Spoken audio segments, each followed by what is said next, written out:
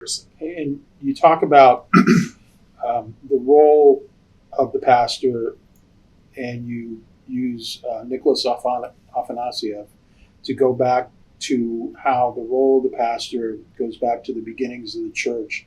And the pastor is a part of the community, but not apart from the community. Father Nicholas Afanasieff is not known outside scholarly circles, although he was one of the few Orthodox scholars invited to the Second Vatican Council as an expert.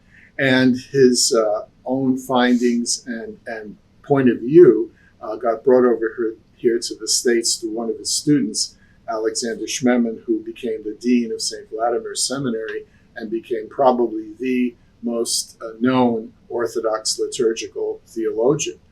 Afanasieff was himself, though, when he had the chance during the Second World War in Tunisia, an absolutely splendid parish pastor. He baked his own bread for communion.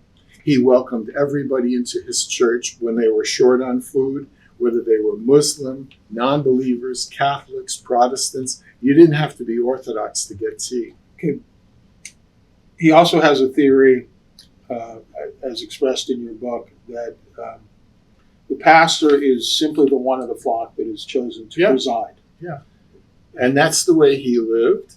But as a scholar, he went back and looked at the earliest documents that we have and noticed that whether it was Ignatius of Antioch or Cyprian of Carthage or any of the other early Christian writers. Let's go earlier and let's go to who Paul was addressing his letters to. Paul was addressing his letters to actual congregations at Ephesus, at Corinth, at Thessaloniki.